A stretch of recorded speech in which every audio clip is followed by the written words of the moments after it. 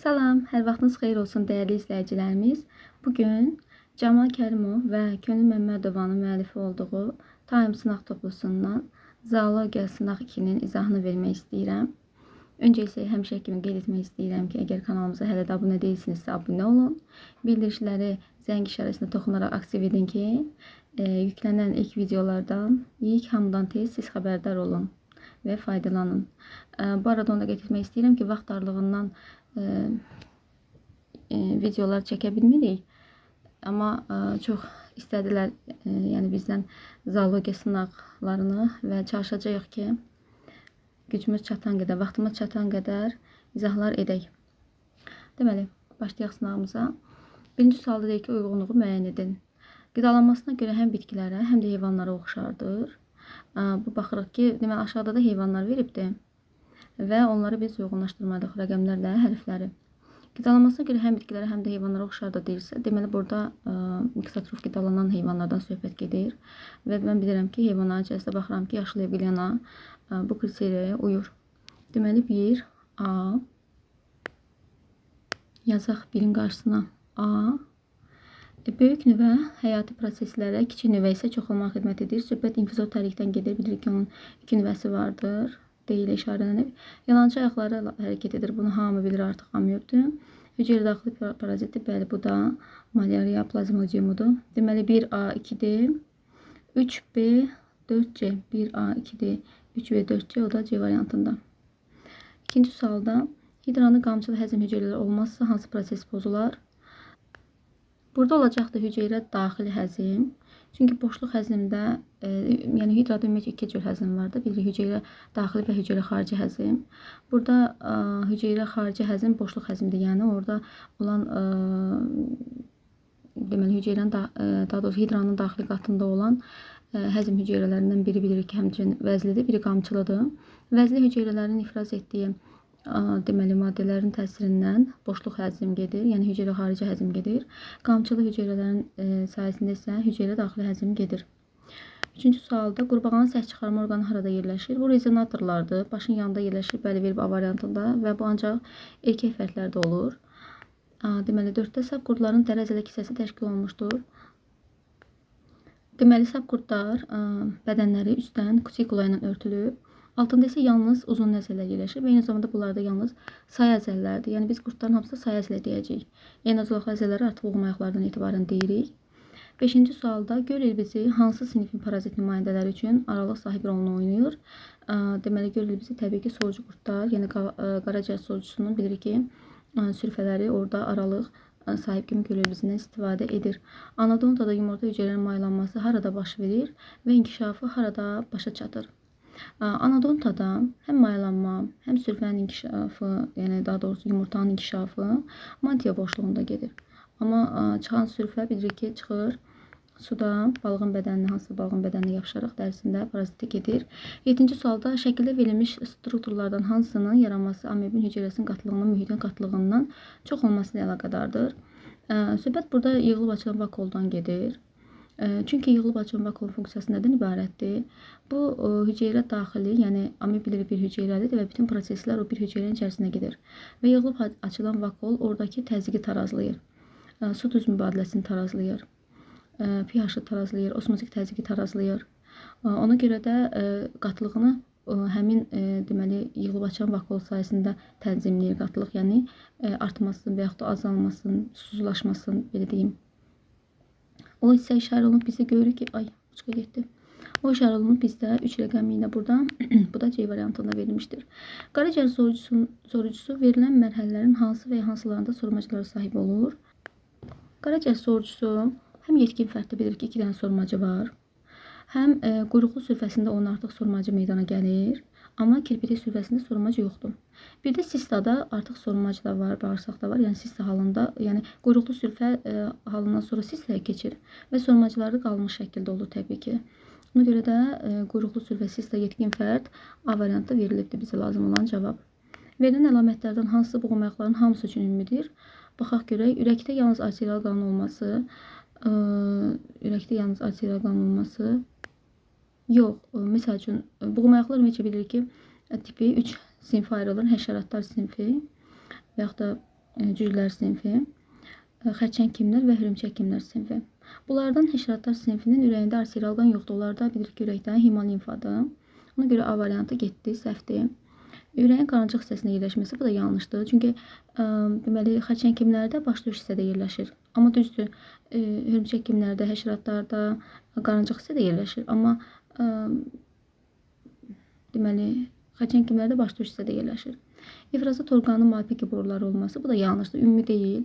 Çünki həşəratlarla hörümçək kimlər üçün ümumi olsa da, bilirik ki, xərçəng kimlərdə ifrazat orqanı yaşlı vəzilərdə və başında yerləşir. Yeganə bu arada heyvanlar aləmində yeganə ifrazat orqanı xərçəng kimlərə məxsusi olan yaşlı vəzilərdir. Vena damarının olmaması, aha, bəli, budur. Bütün boğma ayaqları hamısına aid xüsusiyyətdir ki, vena damarları yoxdur. Traxeyalar vasitəsilə tənəffüs olunması yox, bu var. Daha doğrusu bu ümumi deyil. Yəni bilirik ki, hörümçək kimlər traxeyalarını tənəffüs edir, həşəratlar eləyir, amma xərçənglərdə qəlsəmə tənəffüsüdür. Zolaqlı kərtənkələni qurbağadan fərqləndirən əlamət deyil. Mayalanmış yumurta hüceyrənin tam bölünməməsi bu fərqləndirən əlamətdir. Yəni fərqlidir də, deməli, daxili mayalanma bu da fərqlidir. Yəni zolaqlı kərtənkələyə məxsusdur. Bədən temperaturunun sabit olmaması bu ortaq xüsusiyyətdir. Bizdən də zaten onu soruşur. Fərqləndirən əlamət deyil deyir. Fərqləndirən əlamət deyil, yəni ortaq əlamətdir. Elə bu var, yəni cavabdır. Bədən temperaturunun sabit olmaması onlarda ortaqdır. Yumurtanın qabıqlı örtülməsi ortaq deyil. Qabıq arası əzələlərinin olması da ortaq deyil. Çünki ancaq bu son iki xüsusiyyət də sürünənlərə məxsusdur. Suda yaşayan məməlilərdə bədənin soyumaması üçün əsas uyğunlaşmanın səbəbi nədir? Onlarda yəni qalın piqatı var. O da verilib bizdə B variantında. Sonra yəni onlarda tək o deyil, bir neçə uyğunlaşma var suda yaşamasına görə. Sadəcə bizdə bədənin soyumamasına görə dediyinə görə, yəni bədəni soyuqdan qorumaq üçün qalın piqatı ilə örtülübdür. Qurbağa nə zaman bir qan dövranına malik olur? Yalnız çömçə quyruq mərhələsində. O da haradadır? B variantında verilmişdir burada. Növbəti 13-cü suala baxaq. Quşlar üçün doğru olmayan əlaməti seçin. Su quşlarının büzgün vəzi yaxşı inkişaf etmişdir. Bəli, bu doğru fikirdir. Su quşlarında ümumiyyətcə büzgün vəzi quşlarda yeganə dəridə olan vəzidir. Çünki onların dərisi vəzsizdir. Və o vəzi nə ifraz edir? Yağ tərkibli maddə ifraz edir və quş dimdiyi ilə o yağı götürərək lələklərini yağlayır və su quşlarında bu daha yaxşı inkişaf edibdir. Yəni o da ona görə bir uyğunlaşmadır ki, onlar suda daha çox olduqlarına görə lələklərini islanmaqdan qoruyur bu. Yəni onlar sudan çıxanda görmüsünüzsə lələkləri qupquru olur. Və o da təbii ki, büzgün vəzin ifraz etdiyi yağdan istifadə etdiklərinə görə. B-də deyir, körpücük sümükləri çəngəl şəkillidir. Bu çəngəl şəkillidir, bəli. Sonra çanaq sümükləri bir-birinə birləşmişdir. Bu da ortaq xüsusiyyətdir. Bəli, bütün quşlar çanaq sümüyü birləşir. Növbəti varianta baxırıq. Qarğa sümükləri döş sümüyünə birləşir. Bəli, bu doğrudur. Döş sümüyünə birləşir qarğa. Uça bilməyən bütün nümayəndələrində döş teli olmur. Yox, niyə olmur ki? Yəni döş teli uça bilməyən bütün nümayəndələrində olmur deyil də. Yəni bu yanlış fikirdir. Yəni bütün nümayəndələrində yanlış fikirdir. Ağ planaridə sinir hüceyrələrinə harada daha çox rast gəlinər?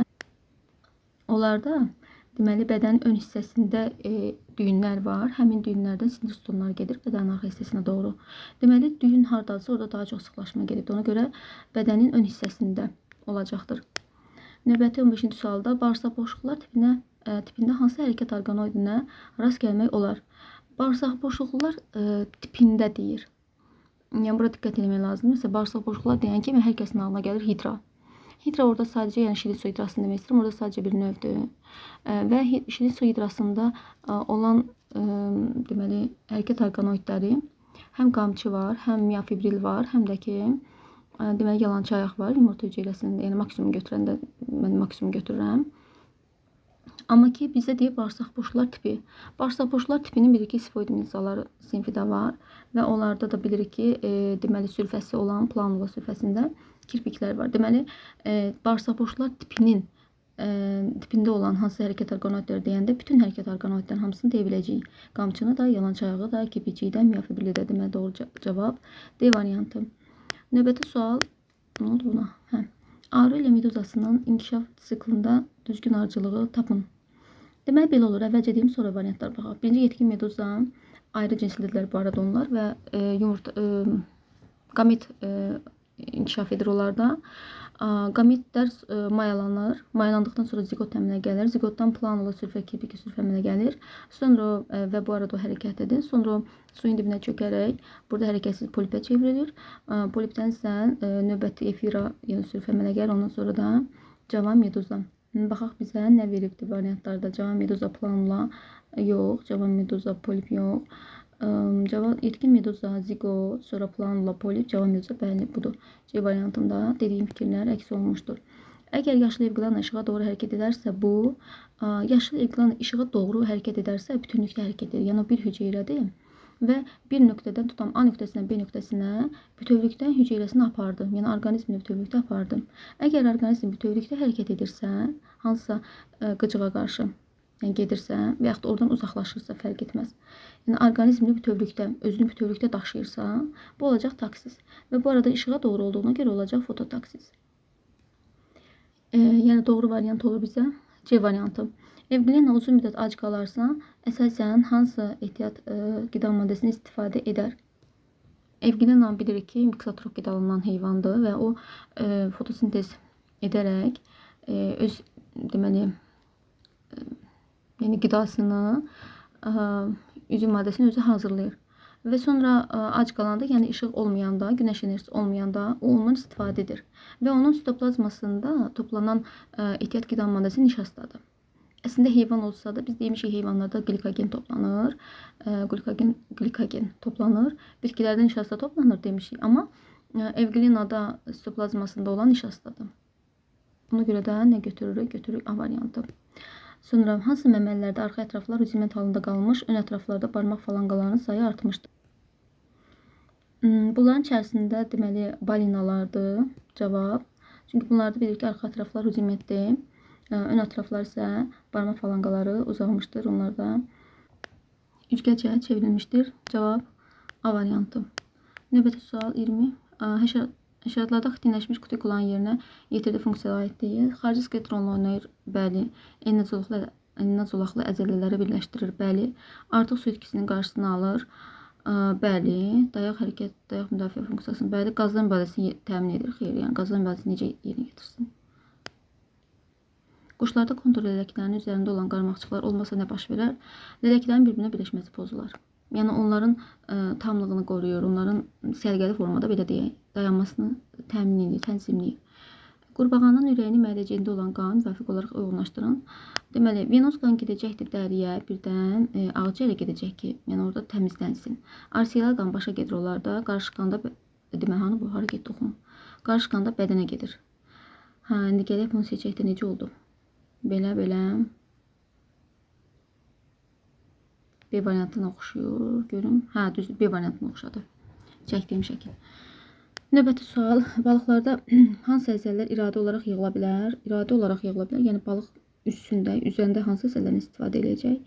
Baxaq, qaburqa arası əzələ yox, ürək yox, quyruq, mədə yox. Yəni quyruq mədə yox. Çənə və bağırsaq əzələsi, bağırsaq yox, bel quyruq əzələsi. O olar, bəli. Anadontanın çanağının qapanmasını təmin edən nədir? Qapayıcı əzələdir. Qapayıcı əzələ. Yəni bunlar kitab cümlələridir. Hansı əlaməti anadontaya aid etmək olmaz? Maylanma dişi fərdin manti boşluğunda gedir. Bəli, düzdür. Sülfələr dişi fərdin manti boşluğundan da çıxır. Bəli. Sonra bir dəqiqə. Burçqaya nə hissə oldu? Deməli, A-ya dedik düzdür. B-yə dedik düzdür. Sonra bədənə daxil olan su həm qidalanmaya, həm də təmizə xidmət edir. Bəli.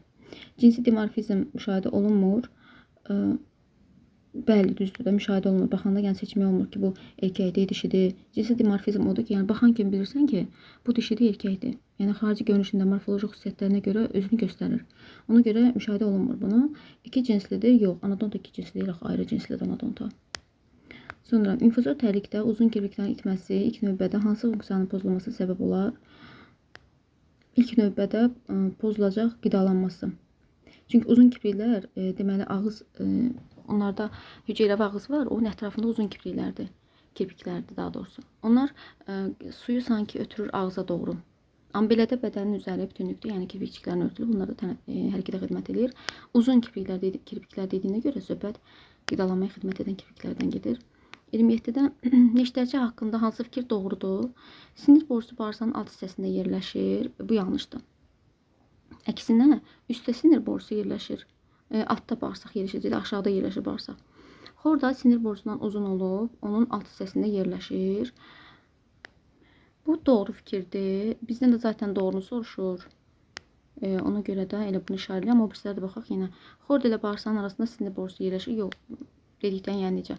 Birinci gəlir xorda, deməli sinir borusu, sonra gəlir xorda, sonra gəlir bağırsaq, aşağıda da bağırsaq. Ağız qıfının önündə ağız yerləşir. Yox, bu da yanlışdır. Bağırsaq xordanın üzərində yox, yanlışdır, yanlış variantlardır. Oturaq həyat tərzi keçirdən heyvanların sürfələrinin fəal hərəkəti olmasının səbəbi nədir? Növün yayılmasına xidmət edir, bəli. Səbəb budur. Yəni təsəvvür edin ki, yetkin fərddə oturaqdır. Onun sürfəsi də oturaq olsa, o necə yayıla bilər? O növ necə inkişaf edə bilər? Necə qoruyar öz növlüyünü? Mümkün deyil də. Növün yayılmasını təmin etmək üçün yəni yaranan bir uyğunlaşmadır deyim, bilmirəm, yəni xüsusi bir uyğunlaşma deyil, yəni o yaranandan elə yaranıb. Yəni burada da Allahın lütfüdür deyək. Başqa nə deyim ki? Başqa heç nə deyə bilmirəm. Ona görə də yəni növün yayılmasına xidmət etmək üçün hərəkətlidir, fəal hərəkətlidir sürfələr. Baxırıq ki, bütün oturaq heyvanların, yetkin fərdlər oturaq onların sürfələri fəal hərəkətli olur. Sürfəsi olanlardan söhbət gedir həmçinin. Sonra əgər askaridin dərəcələr kisəsində üzr istəyirəm, həlqəvəzələr olsaydı, yəni bilir ki, askariddə ancaq uzun nəzərlərdir. Bədəni dalğavari hərəkət edərdi. Bunun bədəni ilə dalğavari hərəkət edir. Yəni o həlqəvəzələ lazım deyil ondan ötürü. Yəni bunun hərəkəti zaten belədir. Bədəni boğumlu olardı. Yox, boğumun nədir bu? Həlqəvəzəliyə aidiyyatı yoxdur. Bədəni yoğunlaşıb nazikləşə bilərdi. Bəli, bu olardı. Həlqəvəzələrin sayəsində bədəni yoğunlaşıb nazikləşə bilərdi. Çünki bunun bədəni yoğunlaşıb nazikləşə bilmir, uzanıb qısala bilmir. Dərəcələ kisəsi yaranardı. Yox, onun aidiyyatı yoxdur. Daha sürətli hərəkət edərdi. Xeyr. Deməli, nə oldu bizdə? C variantı oldu. 30-da zolaqlı kərtənkələnin ürək mədəciyində tam ara kəsmə olsaydı, bilirik ki, tam ara kəsmə deyil olardı, yarımçıq ara kəsmədir və qan qarışır. Deməli, qan dövranında qarışıq qan olmazdı. Tam ara kəsmə olsaydı, qan dövranında qarışıq qan olmazdı. Bəli, qan dövranında qarışıq qan olmazdı. Yox, qan dövranda qarışıq qan olmazdı, yox.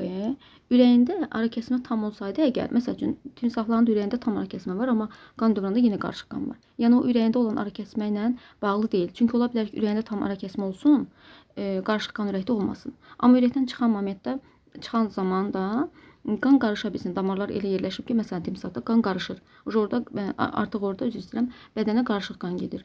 Ona görə də qan dövranda qarışıq qan olmazdı fikri yox, ürəyində qarışıq qan olmazdı fikri daha uyğun olar.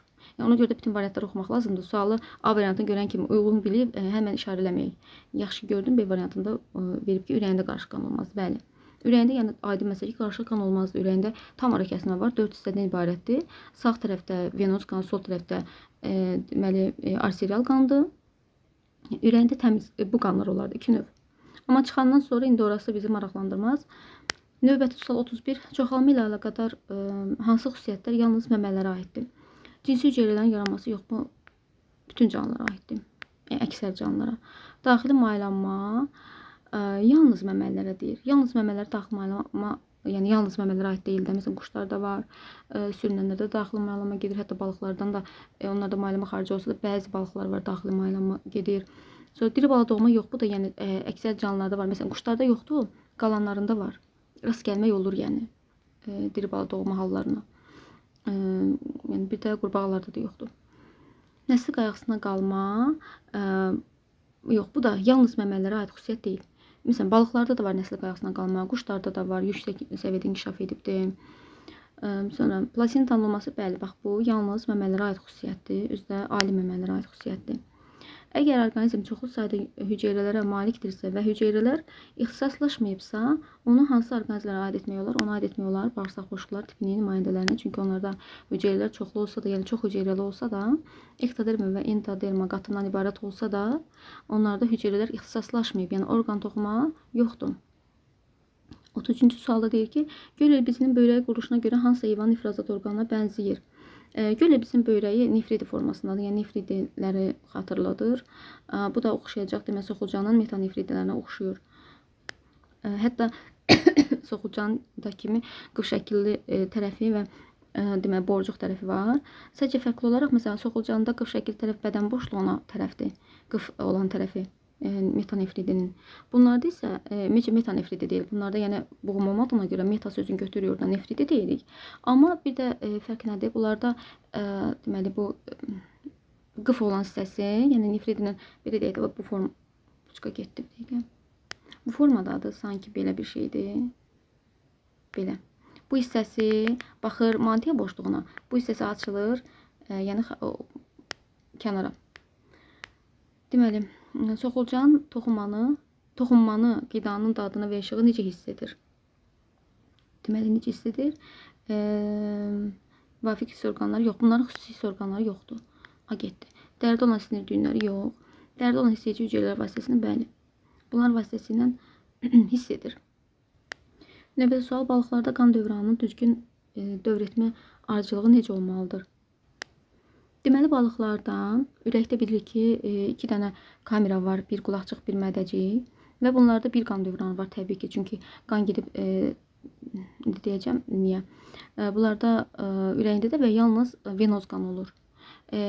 Bunların tənəffüs orqanlarında qan gedib təmizlənir, yəni qəlsəmədə bu arada tənəffüs orqanları, ürəkdən çıxan venoz qan gedir, qəlsəmə, deməli, qarın arteriyasından çıxır, gedir qəlsəmə gətirici arteriyaya.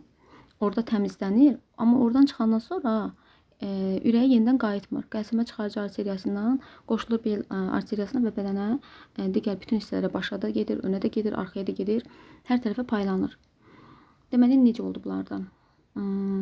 Və bunlarda deməli, ürəyə qayıtmadığına görə bu arada qan tənəffüs orqanından təmizlənmiş qan. Ona görə bunlarda bir qan dövranıdır.